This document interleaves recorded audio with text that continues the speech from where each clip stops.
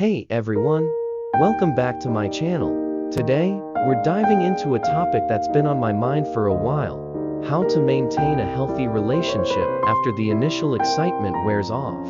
So, let's jump right in and explore these tips for long-term relationship happiness. First things first, communication is key. It's important to remember that you and your partner are two different individuals with unique needs and wants.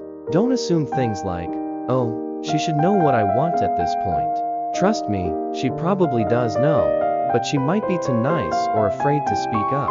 So, it's your job to create an environment where she feels comfortable expressing herself. Next up, let's talk about the honeymoon phase.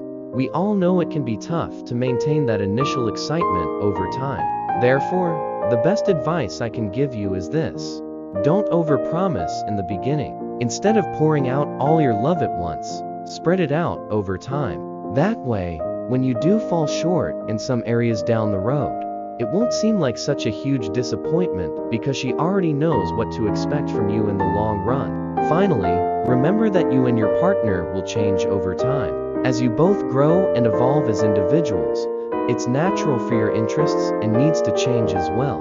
So don't be surprised if things start feeling different 5 or 10 years down the line. Just work together to adapt together as a couple so you can still feel happy and connected long term. So there you have it, folks. Those were my tips on how to maintain a healthy relationship after the initial excitement wears off.